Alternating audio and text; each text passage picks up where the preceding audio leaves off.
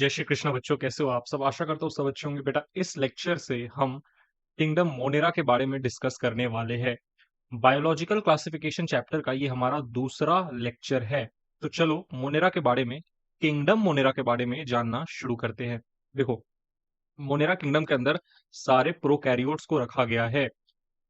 Monera kingdom के जो soul members होते हैं, सोल मतलब इंपॉर्टेंट क्रूशियल मेंबर्स होते हैं, वो होते हैं बैक्टीरिया।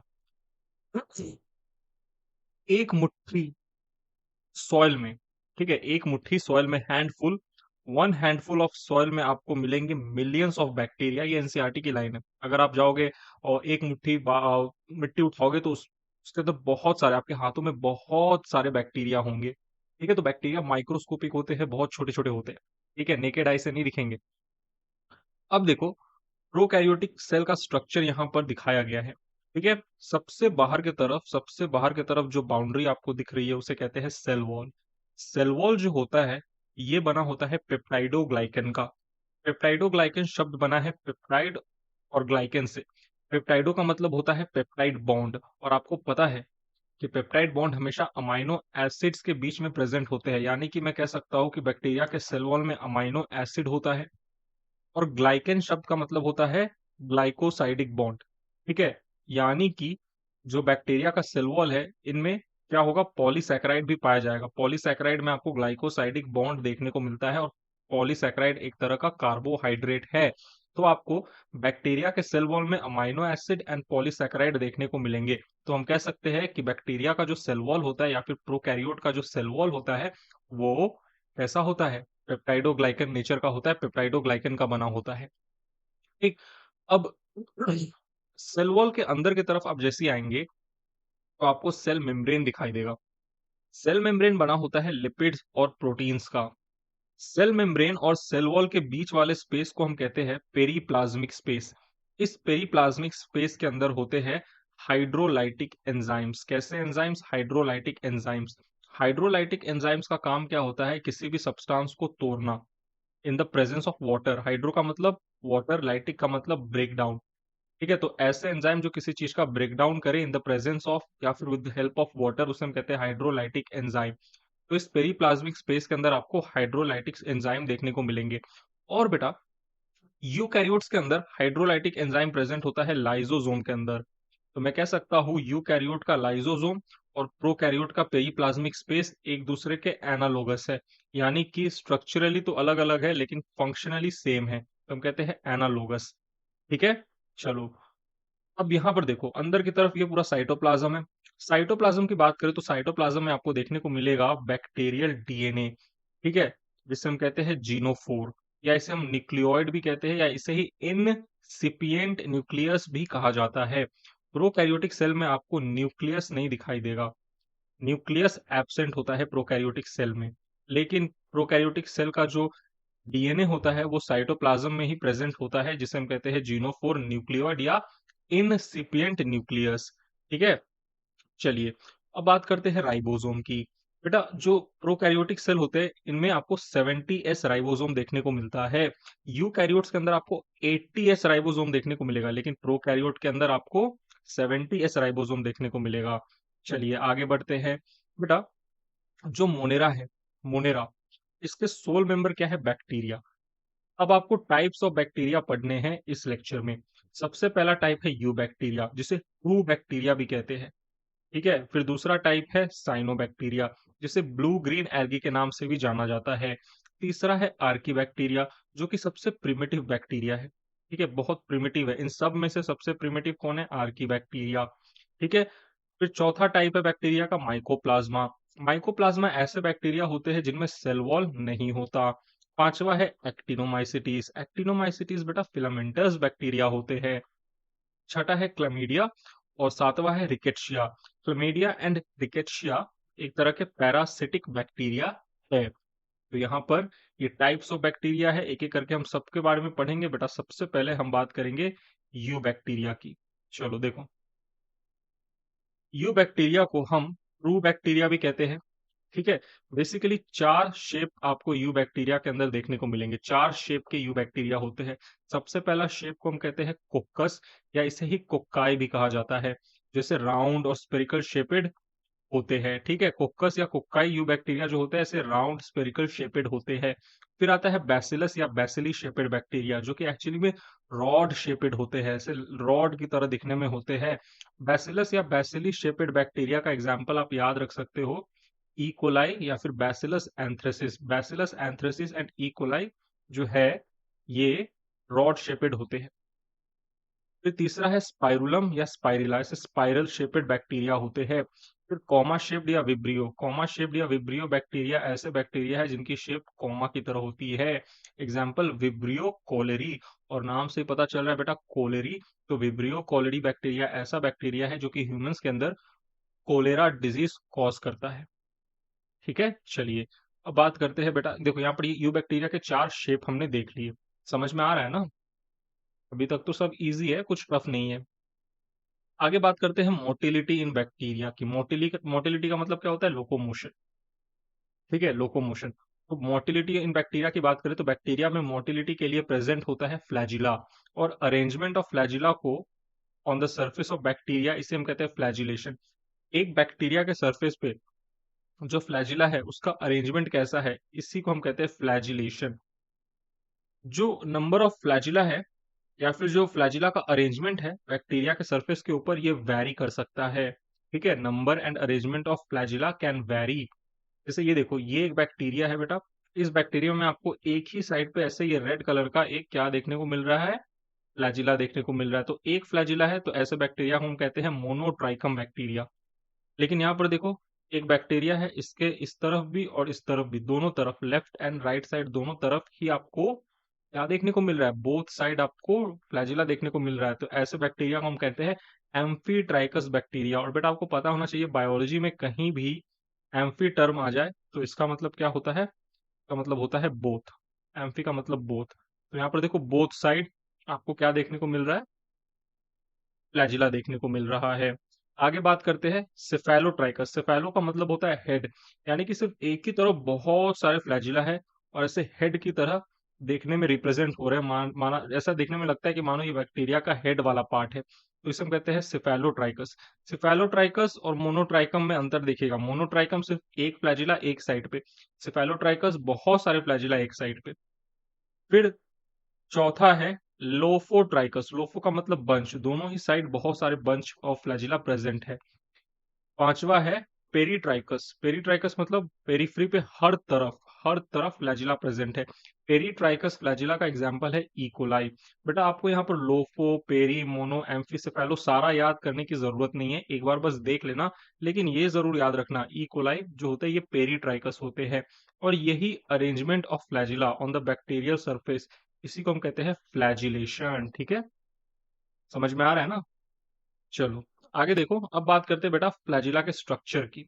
इस चीज को आपको अच्छे से समझना है। ठीक है, जो बैक्टीरिया का जो फ्लैजिला होता है ना, वो बेसिकली 3 पार्ट का बना होता है। Basal body, hook and filament. वापस से बोल रहा हूँ, basal body, hook and filament. मान लो ये एक तरफ ये बैक्टीरिया का एक क्या है, इस तरफ और इस तरफ बैक्टीरिया का बाउंड्री है। सबसे अंदर की तरफ ये सेल मेम्ब्रेन मैंने दिखाया है, ये क्या है? Cell membrane. ठीक है, इस तरफ भी सेल मेम्ब्रेन है, बीच में आपको बेसल बॉडी धंसा हुआ दिखाई दे रहा है जो कि फ्लैजिला का पार्ट है। जो ग्रीन कलर का हिस्सा है इसे हम कहते हैं बेसल बॉडी, जो कि धंस जाता है सेल मेम्ब्रेन के बीच में। और ये पेप्टाइडोग्लाइकन, ठीक है, पेप्टाइडोग्लाइकन यहाँ पे आपको दिख रहा है। पेप्टाइडोग्लाइकन यानी कि ये सेल वॉल को रिप्रेजेंट कर, आपको पता है बैक्टीरिया का सेल वॉल पेप्टाइडोग्लाइकन का बना होता है। बच्चों कुछ बैक्टीरिया होते हैं ग्राम नेगेटिव। एक ग्राम नेगेटिव बैक्टीरिया होता है, ग्राम पॉजिटिव बैक्टीरिया होता है। क्या होता है आगे मैं आपको समझाऊंगा, लेकिन अभी के लिए याद रखना कि जो ग्राम नेगेटिव बैक्टीरिया होते हैं ना, उनमें एक एक्स्ट्रा आउटर मेम्ब्रेन देखने को मिलता है सेल वॉल के बाहर की तरफ। ठीक है, ये जो पेप्टाइडोग्लाइकन का जो लेयर है, पेप्टाइडोग्लाइकन का लेयर, इसी के बाहर की तरफ एक और आउटर मेम्ब्रेन देखने को मिलता है जो कि लाइपोपॉलीसैकेराइड का बना होता है। किसका? लाइपो। एलपीएस का फुल फॉर्म मैं यहाँ लिखने जा रहा हूँ, आप देख लीजिएगा बच्चे। एलपीएस का फुल फॉर्म लाइपो पॉलीसैकेराइड। ठीक है, याद रखिएगा ये जो आउटर मेम्ब्रेन है ना बेटा, ये सिर्फ आपको ग्राम नेगेटिव बैक्टीरिया में ही दिखाई देंगे। ठीक है, ग्राम पॉजिटिव बैक्टीरिया में ये आउटर मेम्ब्रेन नहीं होता। ठीक, लेकिन जो कि मैंने यहाँ ग्राम नेगेटिव बैक्टीरिया लिखा है, तो आपको यहाँ पर पेप्टाइडोग्लाइकन के बाहर की तरफ भी एक आउटर मेम्ब्रेन देखने को मिल रहा है। अब इस आउटर मेम्ब्रेन, पेप्टाइडोग्लाइकन और सेल मेम्ब्रेन, इसी के बीच में धंसा होता है बेसल बॉडी। ठीक है, ये जो बेसल बॉडी है रॉड लाइक पार्ट होता है, रॉड लाइक पार्ट होता है फ्लैजिला का। अभी अभी मैंने कहा था फ्लैजिला तीन हिस्सों के बने हैं, basal body, hook and filament. तो जो बेसल बॉडी वाला पार्ट है फ्लैजिला का, वो रॉड लाइक पार्ट होता है। यहाँ पे एम्बेडेड होगा, स्पेलिंग मिस्टेक है, embedded in cell wall and cell membrane. ठीक है, तो cell wall and cell membrane में धंसा होता है। पेप्टाइडोग्लाइकन की लेयर और आउटर मेम्ब्रेन, इन दोनों को एक साथ मिलाकर हम सेल वॉल कहते हैं। इन दोनों को एक साथ मिलाकर हम सेल वॉल कहते हैं, किसमें? ग्राम नेगेटिव बैक्टीरिया में। ग्राम नेगेटिव बैक्टीरिया में जो सेल वॉल होता है वो आउटर मेम्ब्रेन और पेप्टाइडोग्लाइकन का बना होता है। तो इस सेल वॉल और सेल मेम्ब्रेन के बीच में धंसा हुआ कौन है? Basal body. एम्बेडेड का मतलब क्या? वही धंसा हुआ। और बेसल बॉडी प्रोटीनेशियस स्ट्रक्चर होता है, प्रोटीन्स का बना होता है। इस बेसल बॉडी के अंदर आपको एल रिंग, जो कि आपको कहाँ दिखाई दे रहा है? दो आउटर मेम्ब्रेन के बीच में एल रिंग देखने को मिलेगा। ठीक है, और पेप्टाइडोग्लाइकन के बीच में यहाँ पर बेसल बॉडी के अंदर यहाँ पी रिंग दिखाई देगा, एस रिंग आपको यहाँ दिखाई देगा। ठीक है, और यहाँ सबसे नीचे की तरफ आपको सेल मेम्ब्रेन जिधर है, यहाँ पर आपको एम रिंग दिखाई देगा। इसको कैसे याद रखना है? देखो, एल रिंग, ठीक है, एल याद करो, आउटर मेम्ब्रेन किसका बना है? लाइपोपॉलीसैकेराइड। तो जहाँ पे आउटर मेम्ब्रेन है यहाँ पे एल रिंग है, इस रीजन पे। और जहाँ पे पेप्टाइडोग्लाइकन वाला जो रीजन है वहां पे कौन सा रिंग है? P ring. और पेप्टाइडोग्लाइकन और सेल मेम्ब्रेन के बीच में क्या आता है? Periplasmic space. तो इस पेरीप्लाज्मिक स्पेस के रीजन में जो रिंग प्रेजेंट है उसे आप कहोगे एस रिंग। एस का मतलब क्या? स्पेस। पी का मतलब क्या? पेप्टाइडोग्लाइकन। और एल का मतलब क्या? लाइपोपॉलीसैकेराइड। और मेम्ब्रेन, सेल मेम्ब्रेन के बीच में यहाँ जो रिंग प्रेजेंट है बेसल बॉडी में, इसे कहते हैं एम रिंग। मेम्ब्रेन और एम, यही मेम्ब्रेन से यहाँ पर एम रिंग लिखा गया है। ठीक, ये तो हुई ग्राम नेगेटिव बैक्टीरिया की बात। लेकिन बेटा आप मुझे बताओ, ग्राम पॉजिटिव बैक्टीरिया में ये जो आउटर मेम्ब्रेन है ये तो नहीं होगा। ग्राम पॉजिटिव बैक्टीरिया में आपको पेप्टाइडोग्लाइकन और सेल मेम्ब्रेन देखने को मिलेगा, यानी कि ग्राम पॉजिटिव बैक्टीरिया का जो बेसल बॉडी होगा उसमें आपको एल रिंग नहीं दिखाई देगा, क्योंकि ग्राम पॉजिटिव बैक्टीरिया में आउटर मेम्ब्रेन तो होता ही नहीं है। तो ग्राम पॉजिटिव बैक्टीरिया का जो फ्लैजिला है, फिर से सुनो, ग्राम पॉजिटिव बैक्टीरिया का जो फ्लैजिला है उसका जो बेसल बॉडी है, ग्राम पॉजिटिव बैक्टीरिया का फ्लैजिला का जो बेसल बॉडी है उसमें आपको सिर्फ पी रिंग, एस रिंग और एम रिंग ही दिखाई देंगे। तो यहाँ पे मैंने लिख दिया है, ग्राम पॉजिटिव बैक्टीरिया में थ्री रिंग्स होते हैं सिर्फ, पी, एस और एम, एम रिंग। लेकिन लेकिन बेटा, ग्राम नेगेटिव की अगर मैं बात करूं तो ग्राम नेगेटिव में आपको L ring, P ring, S ring और एम रिंग दिखाई देगा। ठीक, चलिए समझ में आ रहा है ना? अभी ग्राम पॉजिटिव ग्राम नेगेटिव को और डिटेल में हम समझेंगे, टेंशन मत लो। अब देखो, ये जो बेसल बॉडी है, इस बेसल बॉडी के बाहर की तरफ एक स्ट्रक्चर प्रेजेंट होता है, हुक। ये हुक वाला रीजन बेसल बॉडी को इस फिलामेंट के साथ जोड़ता है। ठीक है, इस फिलामेंट के साथ, ये जो फिलामेंट है बेटा, ये फिलामेंट रोटेशनल मूवमेंट करता है, ऐसे अपने ही एक्सिस पे रोटेट करता है। ठीक है, रोटेट करता है, रोटेशनल मूवमेंट करता है। ठीक, ये जो फिलामेंट है ये हॉलो स्ट्रक्चर होता है, अंदर से हॉलो होता है, फ्लैजिलिन प्रोटीन का बना होता है। जो फ्लैजिलिन प्रोटीन होते हैं वो स्पाइरली अरेंज्ड होते हैं in the form of single tubule. बहुत छोटे छोटे फ्लैजिलिन प्रोटीन आपस में कैसे अरेंज्ड हो गए? स्पेरिकली अरेंज्ड हो गए और एक सिंगल ट्यूब्यूल बना है। एक सिंगल ट्यूब्यूल, उसे हम कहते हैं फिलामेंट, जो कि अंदर से हॉलो होता है। तो बेटा यहाँ पर हमने इसका स्ट्रक्चर देखा, हमने बेसल बॉडी का स्ट्रक्चर देखा। बोलो, आपको समझ में आया? आसान है ना? चलिए आगे बढ़ते बेटा। अब बेटा बात करते हैं पाइलस की। पाइलस जिसे पिलाई भी कहते हैं। ये जो पिलाई वाला स्ट्रक्चर है, या पाइलस, पाइलस मतलब क्या? सिंगुलर। और बहुत सारे पाइलस है तो प्लूरल हो गया पिलाई। ये जो पिलाई है ये बना होता है पिलीन प्रोटीन का। ठीक है, पिलीन प्रोटीन का, देखो यहाँ पे लिखा है PILIN, पिलीन प्रोटीन, जो कि एक तरह के नॉन कॉन्ट्रेक्टाइल प्रोटीन होते हैं, जो कि कॉन्ट्रैक्ट नहीं करते, कॉन्ट्रैक्ट नहीं करते, नॉन कॉन्ट्रेक्टाइल प्रोटीन होते हैं बेटा। ठीक है, चलिए। और पिलाई का काम मोटिलिटी प्रोवाइड करना नहीं है। देखो, फ्लैजिला का काम मोटिलिटी प्रोवाइड करना है। फ्लैजिला रोटेशनल मूवमेंट करता है, जिसके कारण से जो आपका बैक्टीरिया है वो एक जगह से दूसरे जगह जाता है, लोकोमोशन करता है। तो फ्लैजिला जो है ये किसमें मदद करता है? मोटिलिटी में। लेकिन पिलाई जो स्ट्रक्चर है ये मोटिलिटी में मदद नहीं करता।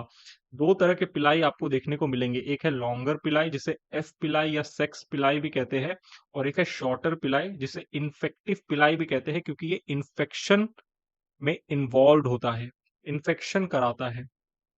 कैसे अभी समझेंगे? देखो, ये जो लंबे-लंबे यहाँ पे आपको दिख रहे हैं, ये तो फ्लैजिला है, लेकिन पिलाई जो होते हैं, ये थोड़े छोटे होते हैं। जैसे ये एक लंबा वाला स्ट्रक्चर है फ्लैजिला, ठीक है? ये जो लंबा वाला स्ट्रक्चर है फ्लैजिला, और ये जो थोड़ा-सा लंबा वाला स्ट्रक्चर है, इसे हम कहते हैं लॉन्गर पिलाई या सेक्स पिलाई या एफ पिलाई। लेकिन जो एकदम छोटे-छोटे आपको यहाँ पे ये अपेंडेजेस नज़र आ रहे हैं, इसे हम कहते हैं शॉर्टर या इन्फेक्टिव पिलाई। वापस से बोल रहा हूँ, एक बड़ा-सा लॉन्ग अपेंडेज, इसे कहते हैं फ्लैजिला। थोड़े बहुत थोड़े लंबे-लंबे अपेंडेज, इसे कहते हैं लॉन्गर या एफ पिलाई या सेक्स पिलाई, और बहुत ही छोटे-छोटे अपेंडेजेस, इसे कहते हैं शॉर्टर या इन्फेक्टिव पिलाई। अब सुनिए, जो एफ पिलाई या सेक्स पिलाई होते हैं, ये हेल्प करते हैं in attachment of two bacterium, दो बैक्टीरियम को आपस में जोड़ने का काम करते हैं। और जिन बैक्टीरिया में ये लंबे से पिलाई, लॉन्गर पिलाई प्रेजेंट होंगे, उन बैक्टीरिया को हम एफ पॉजिटिव बैक्टीरिया कहेंगे। तो एफ पॉजिटिव बैक्टीरिया में क्या होगा प्रेजेंट? एफ पिलाई प्रेजेंट होगा। तो अगर एफ पिलाई, लॉन्गर पिलाई या सेक्स पिलाई किसी भी बैक्टीरिया में प्रेजेंट है, तो उसे हम कहते हैं एफ पॉजिटिव बैक्टीरिया। और ये जो लॉन्गर पिलाई है, ये क्या करता है? Helps in the formation of conjugation tube. Conjugation tube क्या है, अभी मैं आपको समझाऊंगा आगे चलकर, ठीक है? जब हम बैक्टीरिया में जेनेटिक रिकॉम्बिनेशन की बात करेंगे, जब हम बैक्टीरिया में रिप्रोडक्शन पढ़ेंगे, ठीक है, तो वहां पे मैं आपको कॉन्जुगेशन पढ़ाऊंगा। तो वहां पे आपको पता चलेगा कि कॉन्जुगेशन के टाइम पे दो बैक्टीरिया पास पास आता है, और जिस बैक्टीरिया के पास लॉन्गर पिलाई होता है, वो बैक्टीरिया कॉन्जुगेशन ट्यूब का फॉर्मेशन करता है। तो जो बैक्टीरिया के पास एफ पिलाई, सेक्स पिलाई या लॉन्गर पिलाई होगा, वो बैक्टीरिया किसमें मदद करेगा? In the formation of conjugation tube. अब आते हैं बेटा शॉर्टर या इन्फेक्टिव पिलाई की तरफ। शॉर्टर या इन्फेक्टिव पिलाई को एक और नाम से जाना जाता है, फिम्बरी। फिम्बरी फिम्बरी जो है, ये प्रेजेंट होता है इन पैथोजेनिक बैक्टीरिया, यानी कि ऐसे बैक्टीरिया जो डिजीज कॉज करेंगे, जो इन्फेक्टिव होंगे, जो इन्फेक्शन कॉज करेंगे, उन इन्फेक्टिव पैथोजेनिक बैक्टीरिया के अंदर आपको इन्फेक्टिव पिलाई देखने को मिलेगा, जिसे हम फिम्बरी भी कहते हैं। ये बहुत ही छोटे छोटे होते हैं, ब्रिसल लाइक होते हैं। ब्रिसल किसे कहते हैं बेटा? जैसे आपका ये टूथब्रश है, ठीक है, मान लो ये आपका टूथब्रश है, इस टूथब्रश पे ऐसे आप देखोगे, ऐसे हेयर लाइक स्ट्रक्चर प्रेजेंट होता है ना, जिसे आप अपना टीथ को ब्रश करते हो, बेटा इसे हम कहते हैं ब्रिसल। ठीक है, तो जो छोटे छोटे इन्फेक्टिव पिलाई होते हैं, वो कैसे होते हैं? ब्रिसल लाइक होते हैं, ठीक है, ब्रिसल लाइक, ओके। और ये फिमरी अटैचमेंट में मदद करते हैं। जैसे कि ऑन द अगर बैक्टीरिया एक झरने में, झील में, झील स्ट्रीम का मतलब क्या होता है? पानी का झील। अगर एक पानी के झील में बैक्टीरिया बहते बहते जा रहा है, तो वो बैक्टीरिया जिनके पास इन्फेक्टिव पिलाई होगा, वो बैक्टीरिया जाके किसी भी रॉक के साथ खुद को अटैच कर लेंगे। या फिर जब ऐसे बैक्टीरिया जिनके पास फिम्बरी होता है, इन्फेक्टिव पिलाई होता है, जब ऐसे बैक्टीरिया होस्ट टिश्यू में एंटर करते हैं, तो होस्ट टिश्यू के साथ अटैच हो जाते हैं और डिजीज कॉज करते हैं। लेकिन ऐसा कोई बैक्टीरिया जिनके पास इन्फेक्टिव पिलाई है ही नहीं, अगर वो होस्ट के अंदर आ गया, तो वो होस्ट के साथ, होस्ट के टिश्यू के साथ अटैच ही नहीं हो पाएगा, क्योंकि उनके पास इन्फेक्टिव पिलाई नहीं है। तो ऐसे बैक्टीरिया इन्फेक्शन कॉज ही नहीं कर पाएंगे। लेकिन वो बैक्टीरिया जिनके पास इन्फेक्टिव पिलाई या फिम्बरी है, अगर वो होस्ट बॉडी के अंदर एंटर किए, तो होस्ट टिश्यू के साथ अटैच हो जाएंगे और इन्फेक्शन कॉज करेंगे। ठीक है, ऑलराइट, याद रखिएगा। और बेटा यहाँ पे एक नोट है, बैक्टीरिया के अंदर सीलिया नहीं होता। यूकैरियोट्स में हम सीलिया के बारे में पढ़ते हैं। यूकैरियोट्स के अंदर फ्लैजिला एंड सीलिया दोनों होता है। प्रोकैरियोट्स के अंदर फ्लैजिला और पिलाई होता है। प्रोकैरियोट्स के अंदर फ्लैजिला या पिलाई होता है। प्रोकैरियोट्स यानी कि बैक्टीरिया, बैक्टीरिया के अंदर फ्लैजिला और पिलाई होता है। बैक्टीरिया के अंदर आपको सीलिया देखने को नहीं मिलेगा बेटा, ये याद रखिएगा। चलिए आगे बढ़ते हैं। अब बात करते हैं स्ट्रक्चर ऑफ यू बैक्टीरिया। जब आप माइक्रोस्कोप के अंदर यू बैक्टीरिया का स्ट्रक्चर देखोगे, तो आप देखोगे कि जो यू बैक्टीरिया है, उसका जो बाउंड्री है, वो तीन हिस्सों में बटा है। सबसे अंदर की तरफ आपको देखने को मिलेगा सेल मेम्ब्रेन, उसके बाहर की तरफ आपको देखने को मिलेगा सेल वॉल, ठीक है, और सेल वॉल के बाहर की तरफ आपको एक और लेयर देखने को मिलेगा, जिसे हम कहते हैं ग्लाइकोकैलिक्स। ये तीनों लेयर मिलकर बनाते हैं सेल एनवेलप, और ये सेल एनवेलप एक सिंगल प्रोटेक्टिव यूनिट है, ठीक है, जो कि बैक्टीरिया को प्रोटेक्ट करती है आउटर इन्वायरमेंट से। ठीक है, आउटर इन्वायरमेंट से बैक्टीरिया को प्रोटेक्ट करने का काम करती है। ऑलराइट, ये सेल एनवेलप। अच्छा, ये सेल एनवेलप बना किसका होता है? ग्लाइकोकैलिक्स, सेल वॉल और सेल मेम्ब्रेन का। ये तीनों स्ट्रक्चर या फिर ये तीनों layer chemically and functionally different होती है, यानी कि तीनों जो है इनका केमिकल कॉम्पोजिशन अलग होता है और तीनों का फंक्शन भी अलग होता है। हम एक एक करके इन तीनों लेयर के बारे में चर्चा करेंगे। सबसे पहले बेटा हम बात करेंगे ग्लाइकोकैलिक्स की। ठीक है, ग्लाइकोकैलिक्स की देखो, ग्लाइकोकैलिक्स जो होते हैं ये बने होते हैं made up of polysaccharide and polypeptide. Polysaccharide यानी कि कार्बोहाइड्रेट और पॉलीपेप्टाइड यानी कि प्रोटीन। तो कार्बोहाइड्रेट प्रोटीन के बने होते हैं ग्लाइकोकैलिक्स। ठीक है, ग्लाइकोकैलिक्स बेटा दो तरह के होते हैं। अगर ग्लाइकोकैलिक्स थिन या लूज है तो उसे हम कहेंगे स्लाइम लेयर। ठीक है, और अगर ग्लाइकोकैलिक्स थिक है, मोटा है, रिजिड एंड टफ है तो उसे हम कहेंगे कैप्सूल।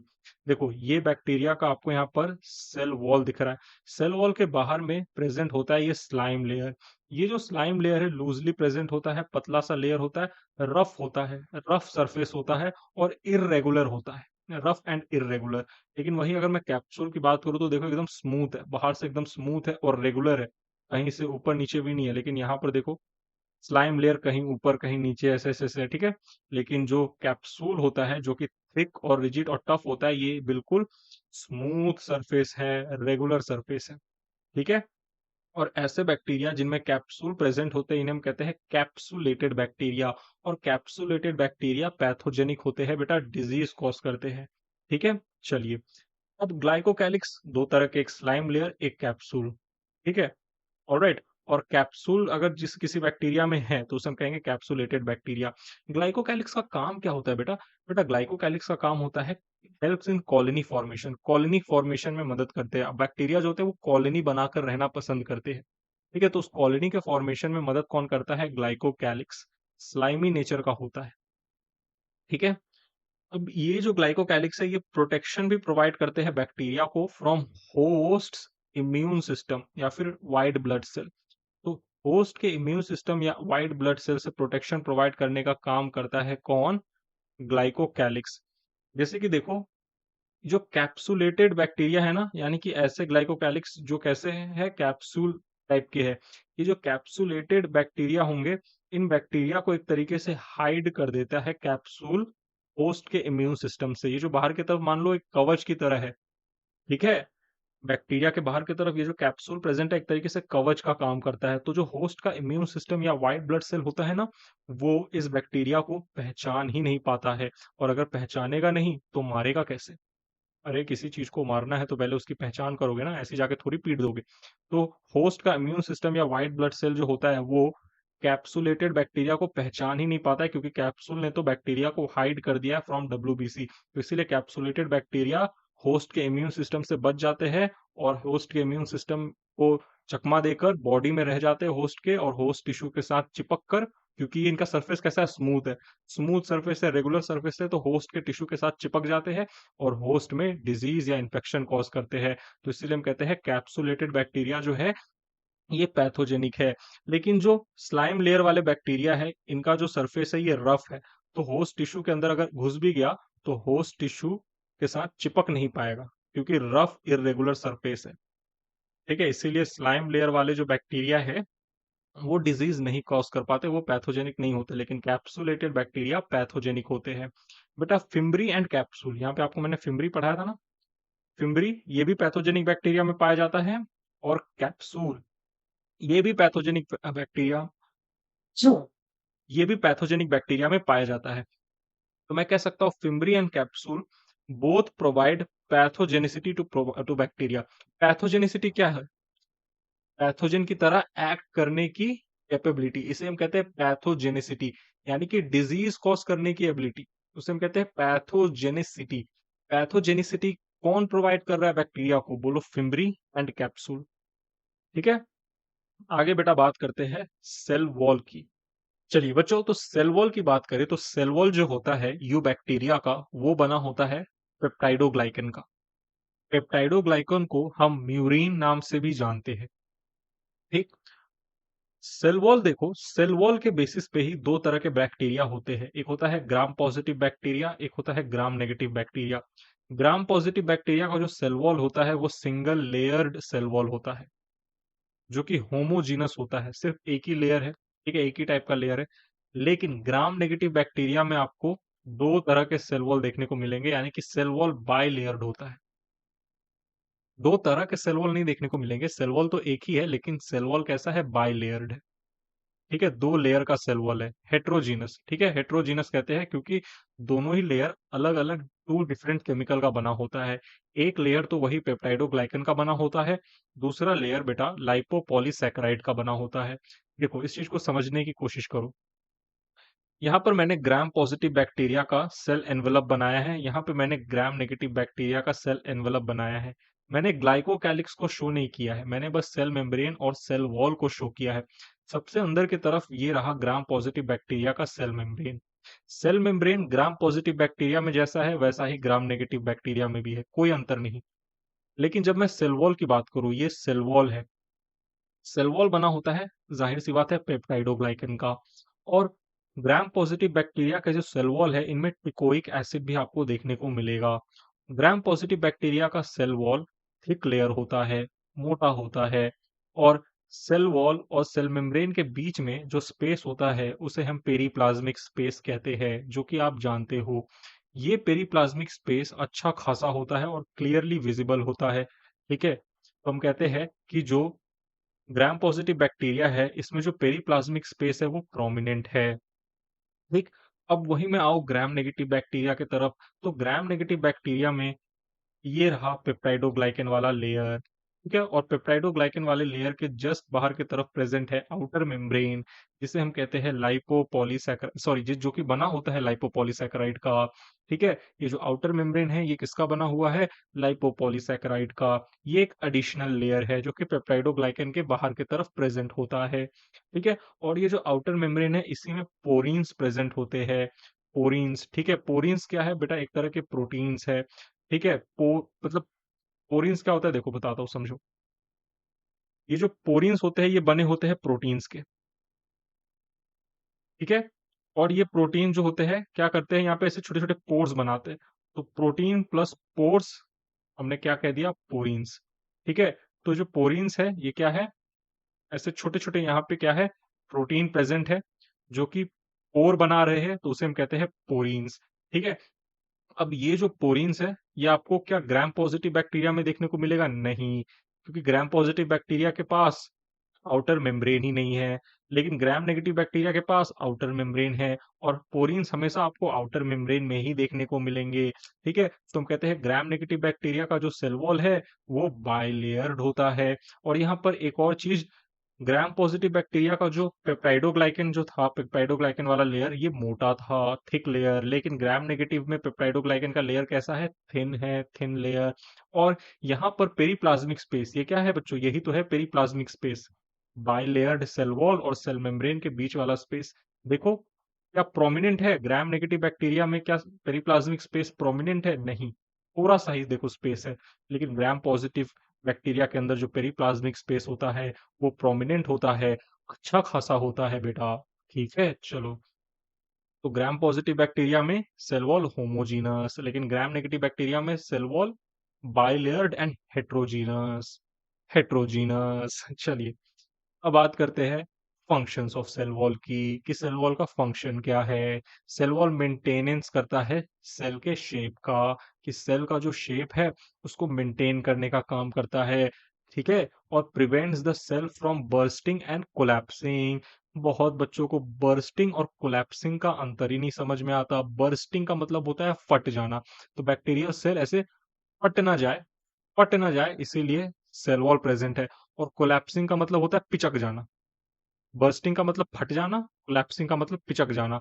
तो सेल वॉल जो है वो बैक्टीरिया सेल को, यानी कि यू बैक्टीरिया को बर्स्टिंग एंड कोलैप्सिंग से बचाता है। ठीक है, अब आते हैं सेल मेम्ब्रेन पे। सेल मेम्ब्रेन जो होता है वो ऑलमोस्ट सिमिलर होता है between prokaryotic and eukaryotic cell. एक प्रोकैरियोटिक सेल और यूकैरियोटिक सेल का जो सेल मेम्ब्रेन है वो ऑलमोस्ट सिमिलर होगा। ठीक है, दोनों ही सेल मेम्ब्रेन प्रोकैरियोट और यूकैरियोट के बने होते हैं लिपिड के और प्रोटीन के। लिपिड में से भी कौन सा मेन, फोस्फोलिपिड। ठीक है, और जो सेल मेम्ब्रेन होता है वो कैसा होता है, सिलेक्टिवली परमिएबल होता है। लेकिन एक चीज याद रखना, यू बैक्टीरिया के अंदर instead of cholesterol bacterial cell membrane has hopanoids. देखो, यूकैरियोटिक सेल में आपको कोलेस्ट्रॉल देखने को मिलेगा। लेकिन प्रोकैरियोटिक यानी कि बैक्टीरिया सेल में आपको कोलेस्ट्रॉल की जगह होपेनॉइड्स देखने को मिलेगा। वापस से सुनो, यूकैरियोटिक सेल के सेल मेम्ब्रेन में कोलेस्ट्रॉल देखने को मिलेगा, लेकिन प्रोकैरियोटिक सेल के सेल मेम्ब्रेन में इंस्टेड ऑफ कोलेस्ट्रॉल यानी कि कोलेस्ट्रॉल के बजाय आपको ओपनॉइड्स देखने को मिलेगा। तो ये एक इंपॉर्टेंट डिफरेंस है यूकैरियोटिक सेल मेम्ब्रेन में एंड प्रोकैरियोटिक सेल मेम्ब्रेन में। आपको याद रहेगा तो बेटा। चलो, इंपॉर्टेंट पॉइंट है, एनसीईआरटी का पॉइंट है, ठीक है, ये इंपॉर्टेंट है, इसको हल्के में मत लेना, डायरेक्ट क्वेश्चन पूछ लेगा। चलो, अब बात करते हैं बेटा साइटोप्लाज्म की। साइटोप्लाज्मिक कंपार्टमेंटलाइजेशन एब्सेंट होता है, यानी कि आपको कोई मेम्ब्रेन बाउंड ऑर्गेनल नहीं देखने को मिलेंगे, इसी तरह का साइटोप्लाज्मिक कंपार्टमेंटलाइजेशन नहीं होगा, because membrane bound organelle are absent. Cyclosis absent होता है। अच्छा, ये एक चीज समझो, ये साइटोप्लाज्मिक कंपार्टमेंटलाइजेशन क्या होता है। देखो, मान लो ये एक सेल है, अब इस सेल के अंदर बहुत सारे मेम्ब्रेन बाउंड ऑर्गेनल प्रेजेंट है। मेम्ब्रेन बाउंड ऑर्गेनल, तो ये एक एक कंपार्टमेंट बन गया, एक कंपार्टमेंट, दूसरा कंपार्टमेंट, तीसरा कंपार्टमेंट, चौथा कंपार्टमेंट। तो हम कहते हैं ये जो साइटोप्लाज्म था ना आपका, ये क्या था, साइटोप्लाज्म। इस साइटोप्लाज्म का कंपार्टमेंटलाइजेशन हो गया। लेकिन वही एक सेल है बेटा, एक सेल है, इसके साइटोप्लाज्म में कोई मेम्ब्रेन बाउंड ऑर्गेनल है ही नहीं। तो इस साइटोप्लाज्म का कंपार्टमेंटलाइजेशन नहीं होगा। तो आपको पता है प्रोकैरियोटिक सेल में मेम्ब्रेन बाउंड ऑर्गेनल तो एब्सेंट होते हैं। तो क्या प्रोकैरियोटिक सेल यानी कि क्या यू बैक्टीरिया का साइटोप्लाज्मिक कंपार्टमेंटलाइजेशन होगा? नहीं होगा। यू बैक्टीरिया भी तो प्रोकैरियोट्स के अंदर आता है, और प्रोकैरियोट्स में आपको साइटोप्लाज्मिक कंपार्टमेंटलाइजेशन देखने को नहीं मिलते प्रोकैरियोट्स के अंदर, राइट। तो यू बैक्टीरिया के अंदर भी आपको साइटोप्लाज्मिक कंपार्टमेंटलाइजेशन देखने को नहीं मिलेगा, क्योंकि मेम्ब्रेन बाउंड ऑर्गेनल एब्सेंट है। साइक्लोसिस एब्सेंट है। साइक्लोसिस क्या होता है? साइटोप्लाज्मिक स्ट्रीमिंग, साइटोप्लाज्म के अंदर मूवमेंट होना, ठीक है, मूवमेंट होना because of the presence of contractile protein. ये यूकैरियोट्स का फीचर है। तो जब मैं आपको यूकैरियोट्स पढ़ाऊंगा ना, cell the basic unit of life जब हम पढ़ेंगे, तो वहां पे मैं आपको साइक्लोसिस या फिर साइटोप्लाज्मिक स्ट्रीमिंग अच्छे से समझाऊंगा, क्योंकि साइटोप्लाज्मिक स्ट्रीमिंग यूकैरियोट का फीचर है। तो यहाँ पे लिए बस आपको इतना याद रखना है कि साइटोप्लाज्मिक स्ट्रीमिंग या जिसे साइक्लोसिस भी कहते हैं, ये यू बैक्टीरिया में एब्सेंट होता है। बेटा, नेक्स्ट जो स्ट्रक्चर हम पढ़ने वाले हैं बैक्टीरिया के अंदर, उसे हम कहते हैं मीजोजोम। यू बैक्टीरिया के अंदर अब हम मीजोजोम के, बेटा जब भी मैं यू बैक्टीरिया बोलूं ना, तो यू बैक्टीरिया बैक्टीरिया एक ही चीज है, ठीक है। अभी के लिए समझ लो, क्योंकि जब भी हम बैक्टीरिया कहते हैं ना, तो ज्यादातर हम यू बैक्टीरिया के बारे में ही बात कर रहे हैं। ऐसे तो bacteria cyanobacteria, archaebacteria, mycoplasma, actinomycetes भी होते हैं, लेकिन मोस्टली जब हम यू बैक्टीरिया को रेफर करते हैं, तो हम बैक्टीरिया बोलकर रेफर करते हैं, क्योंकि ज्यादातर बैक्टीरिया यू बैक्टीरिया है, ठीक है। कुछ ही बैक्टीरिया साइनोबैक्टीरिया होते हैं, आर्कीबैक्टीरिया होते हैं, माइकोप्लाज्मा होते हैं, लेकिन ज्यादातर बैक्टीरिया यू बैक्टीरिया होते हैं। यू बैक्टीरिया का मतलब ही क्या हो गया? ट्रू बैक्टीरिया, ठीक। तो कंफ्यूज मत होना कि कभी कभी सर बैक्टीरिया बोल रहे हैं, कभी कभी सर यू बैक्टीरिया बोल रहे हैं, मामला क्या है, ठीक।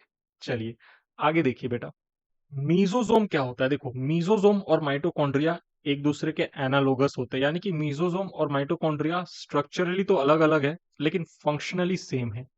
जो काम मीजोजोम प्रोकैरियोट्स में करता है, वही काम माइटोकॉन्ड्रिया करता है यूकैरियोट्स के अंदर। तो दोनों को एक तरीके से हम एनालोगस मानते हैं, ठीक है। देखो, सबसे बाहर की तरफ सेल वॉल, सेल वॉल के अंदर की तरफ सेल मेम्ब्रेन। ये सेल मेम्ब्रेन जो होती है ना, कहीं कहीं से किसी किसी जगह से अंदर की तरफ ऐसे इन्वेजिनेट हो जाती है, एक्सटेंड कर जाती है, इनफोल्ड हो जाती है। इसे हम कहते हैं मीजोजोम। ये जो स्ट्रक्चर है, इसे हम कहते हैं मीजोजोम। ये एक मेम्ब्रेनस स्ट्रक्चर है, ठीक है, मेम्ब्रेनस स्ट्रक्चर है बेटा, मेम्ब्रेनस ऑर्गेनल नहीं है, ठीक है। ऑलराइट, क्योंकि मेम्ब्रेन बाउंड ऑर्गेनल तो एब्सेंट होते हैं प्रोकैरियोट्स के अंदर। अब यहाँ पे कोई बच्चा आके बोलेगा सर मीजोजोम भी तो एक मेम्ब्रेन बाउंड ऑर्गेनल हो गया। नहीं, मेजोजोम एक मेम्ब्रेन बाउंड स्ट्रक्चर है, मेम्ब्रेनस स्ट्रक्चर है, ऑर्गेनल नहीं है, ठीक है, मेम्ब्रेनस स्ट्रक्चर है। अब ये जो मीजोजोम है, ये तीन तरह के होते हैं, तीन शेप में होते हैं, तीन फॉर्म में होते हैं। फॉर्म ऑफ मीजोजोम इनफोल्डिंग, या तो ऐसे वेसाइकल गोलगप्पे की तरह होंगे, या ऐसे लैमिलर शेपेड होंगे, या ऐसे ट्यूबुलर शेपेड होंगे। और इसी मीजोजोम के साथ अटैच होता है डीएनए, ठीक है। डीएनए फ्रीली प्रेजेंट नहीं होता साइटोप्लाज्म में। डीएनए एक तरह से मीजोसोम के साथ अटैच होता है, नहीं तो डीएनए इधर से उधर भागता रहता। ठीक है, तो डीएनए मीजोसोम के साथ अटैच है और ये पूरा साइटोप्लाज्म रीजन है। अब मीजोसोम के बारे में थोड़ा पढ़ लो। Mesosomes are enfoldings, invagination या extension of plasma membrane into the cell। Mesosome क्या करता है, देखो अब ऐसे एक्सटेंड हो गया है तो क्या हो गया बोलो, सरफेस एरिया बढ़ गया ना सेल मेम्ब्रेन का। तो मीजोसोम जो होता है ये मेम्ब्रेन के सरफेस एरिया को बढ़ा देता है और इसी मीजोसोम के ऊपर बहुत सारे एंजाइम्स पाए जाते हैं। अगर बैक्टीरिया के अंदर रेस्पिरेशन होने वाला है, एरोबिक रेस्पिरेशन होने वाला है, तो बैक्टीरिया के अंदर एरोबिक रेस्पिरेशन का जो साइट होता है, को पता है बेटा, नहीं पता तो आगे चलकर पता चलेगा कि एरोबिक रेस्पिरेशन के समय जब मैं आपको रेस्पिरेशन इन प्लांट्स पढ़ाऊंगा तो एरोबिक रेस्पिरेशन के समय बेटा एक प्रोसेस चलता है। एरोबिक रेस्पिरेशन के समय एक प्रोसेस चलता है बेटा जिसे हम कहते हैं इलेक्ट्रॉन ट्रांसपोर्ट सिस्टम, शॉर्ट में इसे ईटीएस भी कहते हैं। तो एरोबिक रेस्पिरेशन के समय क्या होता है बोलो, इलेक्ट्रॉन ईटीएस चलता है, इलेक्ट्रॉन ट्रांसपोर्ट सिस्टम चलता है। अब अगर यूकैरियोट सेल है उसके अंदर अगर एरोबिक रेस्पिरेशन का ईटीएस चलने वाला है तो वो तो चलेगा माइटोकॉन्ड्रिया के अंदर। लेकिन प्रोकैरियोट में तो माइटोकॉन्ड्रिया एब्सेंट होता है क्योंकि माइटोकॉन्ड्रिया एक मेम्ब्रेन बाउंड ऑर्गेनेल है, तो प्रोकैरियोट में एब्सेंट होगा, यानी कि बैक्टीरिया में एब्सेंट होगा। और अगर बैक्टीरिया में अगर माइटोकॉन्ड्रिया एब्सेंट है और अगर बैक्टीरिया को एरोबिक रेस्पिरेशन करना है और एरोबिक रेस्पिरेशन के समय ईटीएस चलता है, तो बैक्टीरिया में ईटीएस कहाँ चलेगा, तो बोलो बैक्टीरिया में एरोबिक रेस्पिरेशन के समय ईटीएस का जो साइट है वो मीजोजोम है। इसी मीजोजोम पे एरोबिक रेस्पिरेशन के समय चलने वाले ईटीएस के सारे एंजाइम्स प्रेजेंट होते हैं। ठीक है, तो अगर ये जो सेल मेम्ब्रेन है ऐसे अंदर की तरफ इन्वेजिनेट करेगा तो सेल मेम्ब्रेन एक तरीके से मीजोसोम क्या है, मेम्ब्रेनस स्ट्रक्चर ही ना है। तो इस मेम्ब्रेनस स्ट्रक्चर पे क्या होगा, एंजाइम की क्या, एंजाइम की जो अमाउंट है वो बढ़ेगी, राइट। इस सेल मेम्ब्रेन जितना ज्यादा इन्वेजिनेट होगा सेल मेम्ब्रेन का सरफेस एरिया बढ़ेगा, यानी कि एंजाइमेटिक कंटेंट बढ़ेगा। एंजाइमेटिक कंटेंट, ये एंजाइम कैसे होते हैं, ऑक्सीडेटिव एंजाइम होते हैं, ऑक्सीडेशन करते हैं।